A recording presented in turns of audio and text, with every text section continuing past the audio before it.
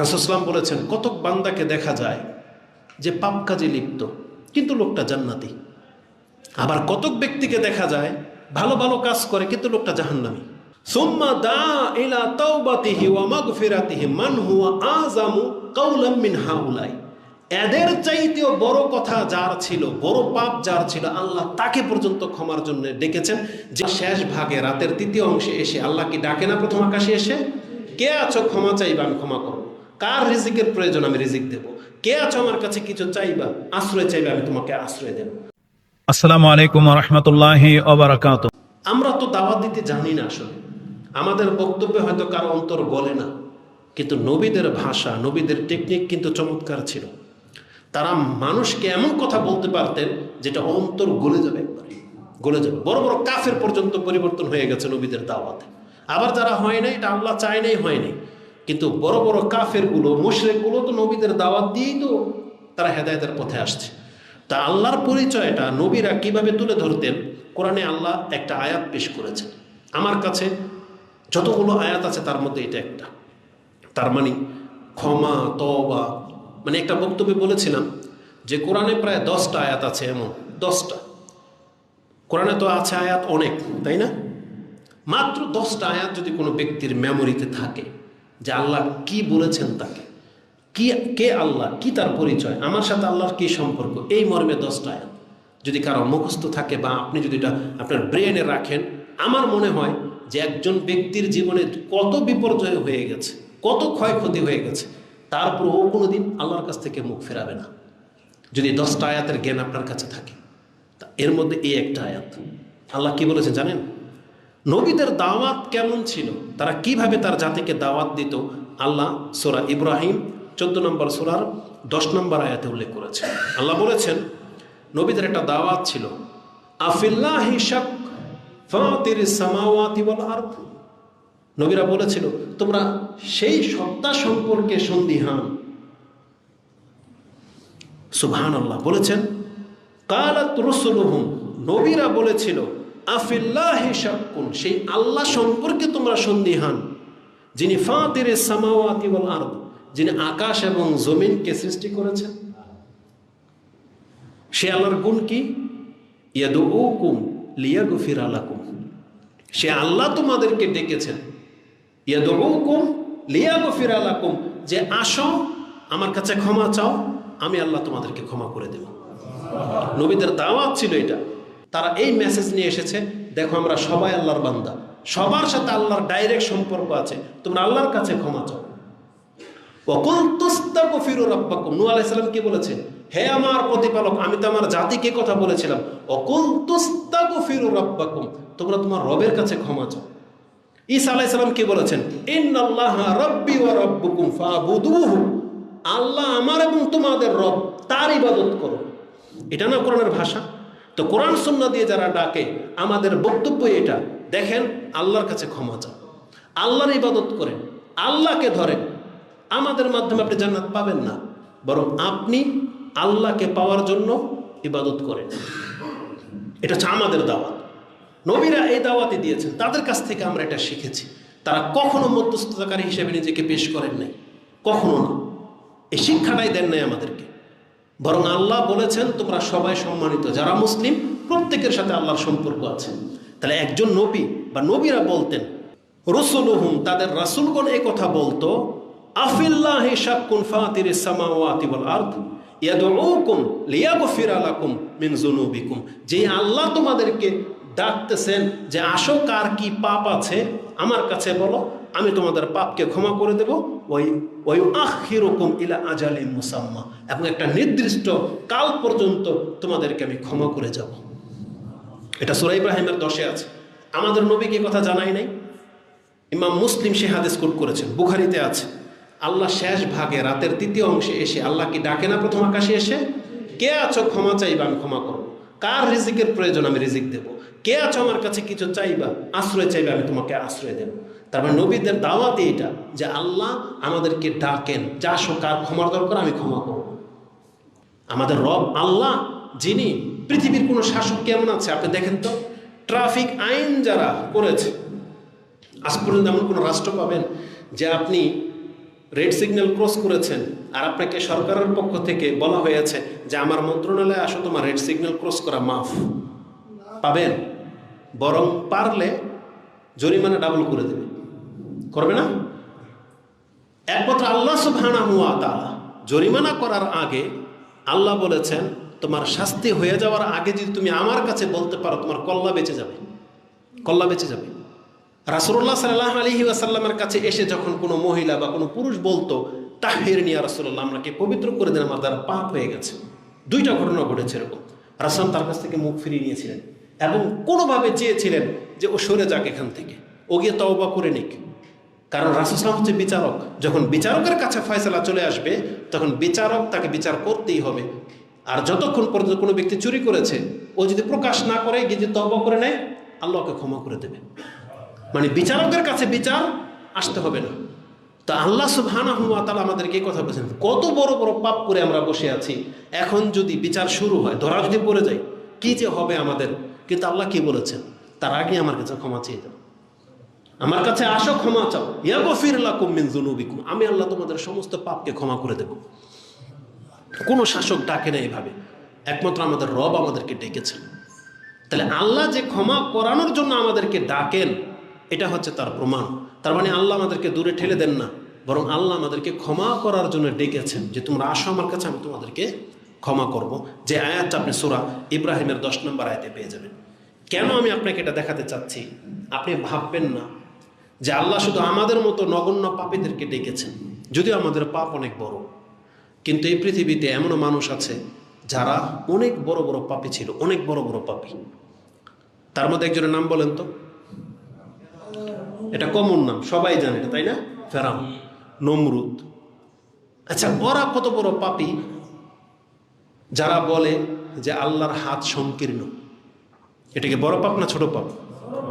কেউ যদি বলে আল্লাহ ফকির, এটা বড় পাপ না ছোট পাপ? কেউ যদি বলে আল্লাহ একজন না তিনজন, বড় পাপ না ছোট পাপ? কত বড় পাপ!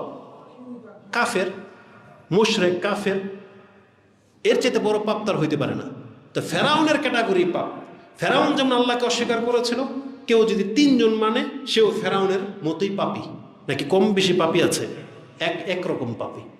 কেউ যদি মনে করে আল্লাহ যেমন রিজিক দিয়ে থাকে, আমার বাবাও রিজিক দেয়, তাহলে ও ফেরাউনের মতোই পাপী। জেনে নেন, আপনি মানতে পারেন আর না পারেন। মুসলিম ঘরের সন্তান যদি মনে করে যে আল্লাহ যেমন রিজিক দেয়, বাচ্চা দিতে পারে, আল্লাহর ওলিও দিতে পারে, ও ফেরাউনের মতোই পাপী। আপনি কোরআন হাদিস পড়েন, পেয়ে যাবেন। তো যাদেরকে আপনি পাপী হিসেবে চেনেন তাদের কথা দিয়েই বলি, আল্লাহ শুধু আমাদেরকে ডাকে নাই, বরং আল্লাহ সুবহানাহু ওয়া তাআলা এই পৃথিবীর শীর্ষস্থানীয় পাপীদেরকে ক্ষমা করার জন্য ডেকেছেন। দলিল না দিলেও আপনি বুঝতে পারবেন যদি আপনার উদাহরণ দিই। আচ্ছা বলেন তো, ফেরাউন তো সবচেয়ে বড় পাপী, তাই না? আল্লাহ কি ফেরাউনকে ক্ষমা করতে চেয়েছিল কি চাইনি? কি, কেমনে বুঝলেন? নবী শুধু একজন না, আল্লাহ ফেরাউনকে ক্ষমা করতে চেয়েছিল বিদায় আল্লাহ একজন নয়, দুইজন নবীকে পাঠিয়েছেন, দুইজন নবীকে। যে দেখো কে বোঝানো যায় কিনা, দেখো কথা মানে কিনা। তার মানে আল্লাহর দয়া কতটা থাকলে এমন হতে পারে যে যেই ব্যক্তি বলতেছেন মা আলিমতু লাকুম মিন ইলাহিন গায়রি, আমি জানি না যে আমি ছাড়া কোনো ইলাহ আছে কিনা, এমন ব্যক্তিকে পর্যন্ত আল্লাহ ক্ষমা করতে চেয়েছিলেন। মূসাকে বলতেছেন খুব ভদ্র ভাষায় তাকে বুঝাও, সে তো জালেম হয়ে আছে, সে তো সীমালঙ্ঘন করে ফেলেছে, খুব ভদ্রভাবে তাকে বুঝাও। তার মানে আল্লাহ ফেরাউনকে পর্যন্ত ক্ষমা করে দিতে চেয়েছিল। আপনার আমার অপরাধটা কি ফেরাউনের চেয়ে বেশি? তাহলে আপনি কেন নিরাশ হয়ে যাচ্ছেন? কেন আপনি আল্লাহকে বলতেছেন আল্লাহ তুমি আমাকে ক্ষমা করে দাও? কেন? কে শিখাইলো আমাদেরকে যে আল্লাহর কাছে ক্ষমা চাইলে আপনি ক্ষমা পাবেন না? কে শিখাইছে এটা? বরং কোরআন হাদিস তো বলতেছে যে কোনো ব্যক্তির যত বড় পাপ হোক না কেন, আপনি এসে আল্লাহর কাছে ক্ষমা চান। আল্লাহ তো এটাই চায়, আল্লাহ তো ডেকেছেন। এখন আমি আপনাকে দেখাই আব্দুল ইবনে আব্বাস রাদিয়াল্লাহু তাআলা আনহুমা কি বলেছেন। ইমাম ইবনে কাসির রাহিমাহুল্লাহ তিনি সূরা জুমার 53 নম্বর সূরা 39 নম্বর সূরা 53 নম্বর আয়াত, যেখানে আল্লাহ বলেছেন কুল ইয়া ইবাদিয়াল্লাযিনা আসরাফু আলা আনফুসিহিম, এই আয়াতের তাফসিরে তিনি আরেকটি আয়াত এনেছেন যে ইবনে আব্বাস রাদিয়াল্লাহু তাআলা আনহুমা তিনি তাফসির করেছেন এই মর্মে যে আল্লাহ শুধু সাধারণ মানুষকে ডাকে নাই, বরং সূরা মায়েদার 74 নম্বর আয়াতে আল্লাহ বলেছেন, যে আয়াতটা আমি প্রথমে পাঠ করেছিলাম, আল্লাহ সেই আয়াতের মধ্যে বলেছেন আফালা ইয়াতুবুনা ইলাল্লাহি ওয়া ইস্তাগফিরুনা আল্লাহু গফুরুর রহিম। আচ্ছা, এদের হলোটা কি? এরা কি আল্লাহর কাছে ক্ষমা চাইবে না? এরা কি আল্লাহর কাছে ফিরে আসবে না? অথচ আল্লাহ ক্ষমাশীল এবং দয়াবান। আল্লাহ রাসূলকে দিয়ে, মুহাম্মদ সাল্লাল্লাহু আলাইহি সাল্লামকে দিয়ে এই আয়াতটা পেশ করেছেন যত ইহুদি যত খ্রিস্টান আছে তাদের উপরে। আল্লাহ মুহাম্মদ সাল্লাল্লাহু আলাইহি সাল্লামকে দিয়ে বলতেছেন, এই যে ইহুদি জগৎ, এই যে খ্রিস্টানদের জগৎ, এরা কি আল্লাহ তোমার মাধ্যমে আমার কাছে ফিরে আসবে না? এরা কি তওবা করবে না? আল্লাহু গফুরুর রহিম, হচ্ছে আল্লাহ ক্ষমাশীল এবং দয়াবান। কেন আল্লাহ ইহুদি নাসারাদেরকে এইভাবে বললেন? কি অপরাধ ইহুদি নাসারাদের? ইবনে আব্বাস রাদিয়াল্লাহু তাআলা আনহুমা এই আয়াতের তাফসিরে বলেন, কাদ্দাল্লাহু মান জাআমা আন্নাল্লাহ সালিসু সালাসা। এই আয়াতের মাধ্যমে আল্লাহ ওই সমস্ত পাপীদেরকে ডেকেছেন যারা ধারণা করত যে আল্লাহ হচ্ছেন তিনজনের একজন। আল্লাহ এত বড় পাপীদেরকে বলেছেন, কি বলেছেন? আফালা ইয়াতুবুনা ইলাল্লাহি ওয়া ইস্তাগফিরুনা। তারা এটা বলেছে মূর্খামি বশত বলে ফেলেছে। এখন যে আমি মুহাম্মদ সাল্লাল্লাহু আলাইহি ওয়াসাল্লামকে নবী করে পাঠালাম তাদেরকে শিক্ষা দেওয়ার জন্য যে আল্লাহ একজনই, তার উপরও তারা তওবা করবে না, আল্লাহ এইভাবে বলেছেন। তারপর তিনি বলেছেন, এই আয়াতটা কোথায় আছে? ওয়াকালাতিল ইয়াহুদু উযাইর ইবনুল্লাহ ওয়াকালাতিন নাসারা আল মাসীহ ইবনুল্লাহ। যেখানে তওবার 30 নম্বর আয়াতে বলতেছেন যে ইহুদিরা বলতো উযাইর হচ্ছে আল্লাহর পুত্র, আর খ্রিস্টানরা বলতো ঈসা আলাইহিস সালাম হচ্ছে আল্লাহর পুত্র। এটা কি ছোট পাপ না বড় পাপ? কত বড় পাপ! আল্লাহর শানে, আল্লাহর মর্যাদাকে ছোট করা হয়েছে এখানে। আল্লাহ বলেছেন, কোত্থেকে আমার সন্তান হবে যেখানে আমি আমার সঙ্গী গ্রহণ করিনি? আল্লাহ হচ্ছেন এক, কুল হুয়াল্লাহু আহাদ। আল্লাহ হচ্ছেন এক, একক, আল্লাহ সঙ্গী নেই, সন্তান কোত্থেকে আসবে? তাহলে আল্লাহ সম্পর্কে কত বড় মিথ্যাচার তাদের! এত বড় অপরাধ করার পরেও আল্লাহ তাদেরকে বলেছেন, আফালা ইয়াতুবুনা ইলাল্লাহি ওয়া ইস্তাগফিরুনা। এখানেই শেষ না। ইবনে আব্বাস বলতেছেন, ওমান জামা আন্নাল্লাহা সালিসু সালাসা। একটু আগে বলেছি যে খ্রিস্টানরা ওরা বলে যে আল্লাহ হচ্ছেন তিনের একজন, আরেকজন হচ্ছেন ঈসা আলাইহিস সালাম, আরেকজন হচ্ছেন ঈসা আলাইহিস সালামের মা মরিয়ম আলাইহিস সালাম। এই তিনজনের ইবাদত করে খ্রিস্টানরা। আল্লাহ তাদেরকে পর্যন্ত বলেছেন আফালা ইয়াতুবুনা ইলাল্লাহি ওয়া ইস্তাগফিরুনা। এটা বলার পরে তখন ইবনে আব্বাস ফেরাউনের কথাটা এনেছেন। এটা তো কিছুই না। সুম্মা দা ইলা তাওবাতিহি ওয়া মাগফিরাতিহি মান হুয়া আযামু কাওলাম মিন হাউলাই। এদের চাইতেও বড় কথা যার ছিল, বড় পাপ যার ছিল, আল্লাহ তাকে পর্যন্ত ক্ষমার জন্য ডেকেছেন। যে বলেছিল মা আলিমতু লাকুম মিন ইলাহিন গায়রি, সে বলেছিল, দুইটা আয়াত আপনার কাছে পেশ করি, আনা রাব্বুকুমুল আলা। ফেরাউন বলেছিল আমি তো মহান প্রভু। এটা আপনি পেয়ে যাবেন সূরা নাজিয়াত 79 নম্বর সূরার 24 নম্বর আয়াতে এবং কাসাসের 38 নম্বর আয়াতে ওই কথাটা উল্লেখ করা হয়েছে যে ফেরাউন তার জাতিকে বলেছিল আমি ছাড়া তোমাদের কোনো ইলাহ আছে কিনা আমি জানি না। এত বড় কথা বলার পরেও আল্লাহ মূসা আলাইহিস সালামকে পাঠিয়েছেন যে সে কি তওবা করবে না, ক্ষমা চাইবে না? কি মনে করে? তাহলে আল্লাহ সুবহানাহু ওয়া তাআলা তিনি বড় বড় পাপীকে পর্যন্ত ক্ষমা করার জন্য প্রস্তুত। শুধু শর্ত হলো তাদেরকে আল্লাহর কাছে ক্ষমা চাইতে হবে। ইবনে আব্বাস রাদিয়াল্লাহু তাআলা আনহুমা এই কথা বলার পরে তিনি বলতেছেন, মান আয়াসা ইবাদাল্লাহি মিন তাওবাতিহি। যদি এর পরেও, এই আয়াত থাকার পরেও আল্লাহর কোনো বান্দাকে যদি আল্লাহর কাছে তওবা করা থেকে কেউ নিরাশ করে দেয়, ফাকাদে জাহাদা কিতাব আল্লাহ, তাহলে সে যেন আল্লাহর কোরআনটাকে ছুঁড়ে ফেলে দিল। কি মনে করেন? তার মানে আপনার যত পাপ আছে আপনি কারো কাছে বললেন, আর সে যদি বলে এত পাপ করার পরও তোমাকে আল্লাহ ক্ষমা করে দিবে।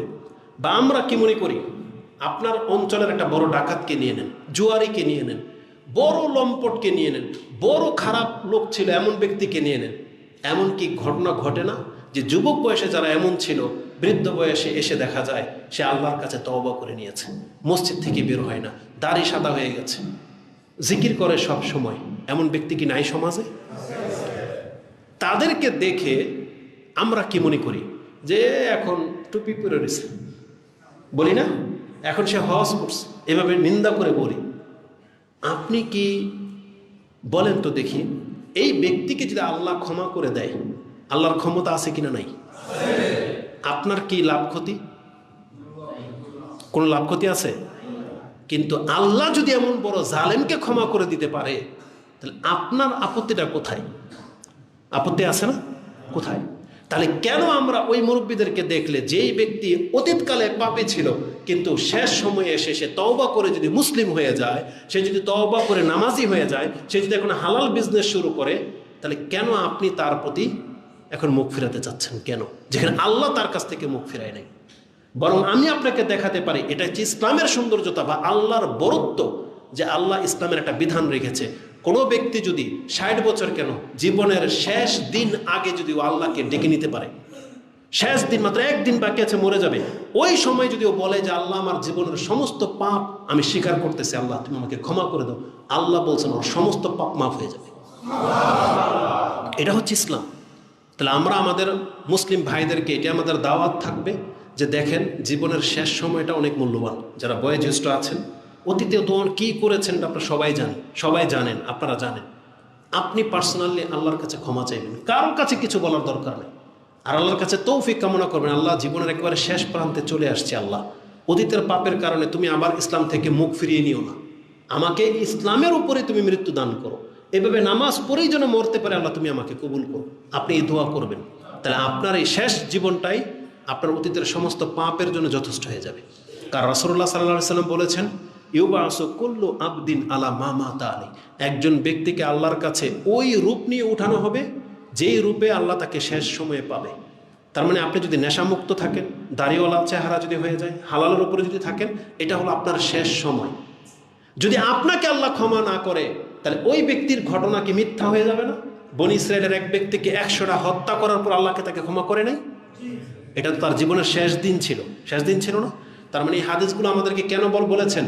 আল্লাহ জানিয়েছেন রাসূল ইসলামের মাধ্যমে, যাতে করে আমার এই বান্দাদেরকে জানিয়ে দিন, তাদেরকেও যদি এরকম অতীতে কোনো পাপ ভুল মিস্টেক হয়ে গিয়ে থাকে তাদেরকে বলেন উত্তমভাবে তওবা করে নিতে, তওবা করে নিলেই আমি আল্লাহ তাকে ক্ষমা করে দেব। রাসূল ইসলামের আরেক হাদিস যেটা ইমাম বুখারী এবং মুসলিম কোট করেছেন, সেটা সবাই জানেন, কিন্তু এগুলো আপনাদের মেমোরিতে থাকে না বিধায় হুট করে সিদ্ধান্ত নিয়ে নেন। রাসূল কি বলেছেন? ইন্নাল আবদালা ইয়ামালু আমালা আহালিন নার ওয়া ইন্নাহু মিন আহালিল জান্নাহ ওয়া ইয়ামালু আমালা আহালিল জান্নাহ ওয়া ইন্নাহু মিন আহালিন নার ওয়া ইন্নামাল আমালু বিল খাওয়াতিম। এটা ইমাম বুখারী কিতাবুল কাদারের মধ্যে এনেছেন, 82 নম্বর অধ্যায় পেয়ে যাবেন, কিতাবুর রিকাকের পরের অধ্যায়। রাসূল সাল্লাল্লাহু আলাইহি বলেছেন, কতক বান্দাকে দেখা যায় যে পাপ কাজে লিপ্ত কিন্তু লোকটা জান্নাতি, আবার কতক ব্যক্তিকে দেখা যায় ভালো ভালো কাজ করে কিন্তু লোকটা জাহান্নামী। কিভাবে? রাসূল বলেছেন, ওয়া ইন্নামাল আমালু বিল খাওয়াতিম, ফয়সালাটা হবে তার শেষ জীবনের উপরে।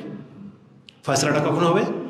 শেষ সময়ের উপরে, যে যখন পৃথিবী সে ছেড়েছে তখন সে মুসলিম ছিল কি ছিল না, তখন সে হালাল খেত কি খেত না, তখন সে নামাজি ছিল কি ছিল না, এটার বিচার করা হবে। কারণ ওয়া ইন্নামাল আমালু বিল খাওয়াতিম। আপনার জন্য সহজ একটা উপায় বলে দিই। আপনি ভাবতেছেন যে এতগুলো মানুষকে হত্যা করেছে, আপনার সমাজের কোনো একটা স্বৈরাচারকে নিয়ে এত বিঘা জমি দখল করে নিছে, এত বড় সুদখোর হারামখোর, একে আল্লাহ ক্ষমা করবে তওবা করলেও? আমি তো বললাম যে ক্ষমা করবে। আচ্ছা, এ বড় পাপী না একটা হিন্দু বড় পাপী? বলেন, সাহস পাচ্ছেন না? খ্রিস্টান, ইহুদি, তার মানে অমুসলিম। একটা নাস্তিক বড় পাপী না সুদখোর বড় পাপী? এক ভাই বলতেছে সুদখোর। আপনি কথাটা বুঝছেন কিন্তু দেখেন, একজন হত্যাকারী বড় পাপী না একজন নাস্তিক বড় পাপী? এটা নাস্তিক বড় পাপী। তাহলে হত্যাকারী কি ছোট পাপী? হত্যাকারীও বড় পাপী, সুদখোরও বড় পাপী, এগুলো সব আকবরুল কাবায়ের। কিন্তু ও কি ইসলাম থেকে বেরিয়ে যাবে? একজন ব্যক্তি যদি কাউকে হত্যা করে দেয় সে কি কাফের হয়ে যাবে? সুদ খেলে কাফের হয়ে যায়, কিন্তু নাস্তিক হইলে কাফের, মুনাফিক। তাহলে একজন অমুসলিম যদি মরার আগে যদি লা ইলাহা ইল্লাল্লাহ বলে, এ জান্নাতে যাবে না জাহান্নামে যাবে? জান্নাতে যাবে। তাহলে এত বড় পাপী যদি লা ইলাহা ইল্লাল্লাহ বলে ইসলাম গ্রহণ করার ফলে জান্নাতে যায়, তাহলে একটা সুদখোর তওবা করে নিলে কই যাবে? এটা হচ্ছে লজিক। তাহলে আপনি বোঝেন না বিধায় আপনি বিতর্ক করেন। আল্লাহ সুবহানাহু ওয়া তাআলা তিনি এত দয়াবান, আল্লাহ তো বলেছেন একজন ব্যক্তির জীবনের যত পাপ আছে সব আমার সামনে জমা করো। এবার আসুন এই হাদিসটা আমি শুনিয়ে দিই, যেটা ইমাম তিরমিজি রাহিমাহুল্লাহ কোট করেছেন, যে আল্লাহর কাছে ক্ষমা চাইলে যে আল্লাহ ক্ষমা করে দেন, এটার জবাবে একটা হাদিস নিয়ে নেন আনাস রাদিয়াল্লাহু তাআলা আনহু থেকে। তিনি ইমাম তিরমিজি রাহিমাহুল্লাহ কোট করেছেন, যেটা তওবার অধ্যায় দোয়ার অধ্যায়ে হাদিস নাম্বার হচ্ছে 3540, 3540। রাসূলুল্লাহ সাল্লাল্লাহু আলাইহি ওয়াসাল্লাম বলেন, কাল আল্লাহ তাবারাকা ওয়া তাআলা ইয়া ইবনে আদম মা দাআউতানি ওয়া রাজাউতানি গাফারতু লাকা আলা মা কানা ফিক ওয়ালা উবালি। শুধু শব্দগুলো আপনি শুনেন, আল্লাহ কি বলেছেন। মা রাজাউতানি, তুমি যতবার আমার কাছে আশা নিয়ে আসবা, যতবার তুমি আমার কাছে ক্ষমা চাইবা, যতবার শব্দটা আছে, ইয়া ইবনু আদম ইন্নাকা মা দাআউতানি, যতবার তুমি আমাকে ডাকবা, দাআউতানি ওয়া রাজাউতানি, যতবার তুমি আমার কাছে আশা রাখবা, গাফারতু লাকা আলা মা কানা ফিক ওয়ালা উবালি। আল্লাহ বলেছেন তুমি যখনই আমার কাছে ক্ষমা চাইবা, আমাকে ডাকবা, আমি তখনই তোমাকে ক্ষমা করে দেব। তোমার পাপ কি নিয়ে আসছো, আল্লাহ বলছে আমি ওদিকে তাকাবো না, আর আমি কোনো পরবাও করি না। আপনি যদি ভাষা বুঝে থাকেন, আল্লাহ কি বলেছেন, মানে আপনার আমলনামার মধ্যে পাপ আছে, পাপ সামনে রাখা আছে, আপনি নিয়ে আল্লাহর কাছে আসছেন আর বলেন আল্লাহ তুমি আমাকে ক্ষমা করে দাও, আমার এই পাপ। আল্লাহ আপনার চেহারার দিকে তাকাবেন, পাপের দিকে না। আল্লাহ কি বলেছেন, যখন আমার কোনো বান্দা আমার কাছে আশা নিয়ে ক্ষমা চায়, আমি ওর পাপের দিকে দেখবো না, আমি ওর দিকে দেখবো। ও ক্ষমা চাইলেই ওর সমস্ত পাপ মাফ হয়ে যাবে। পাপ কি আছে আল্লাহ বলছে আমি গুনেও দেখবো না। আর আল্লাহ বলছেন ওয়ালাউ বানি, আমি এটাকে পরবাও করি না যে কারো কাছে আমাকে জমা খরচ দিতে হবে। আল্লাহ বলছেন আমি এটাকে পরবাও করি না। এখানেই কি শেষ? তাহলে আপনি ভাবতে পারেন আল্লাহর কাছে হয়তো বলেন, আল্লাহ হয়তো ওই ছোট বাজারের এক ব্যাগ পাপ, হয়তো কিছু পাপ।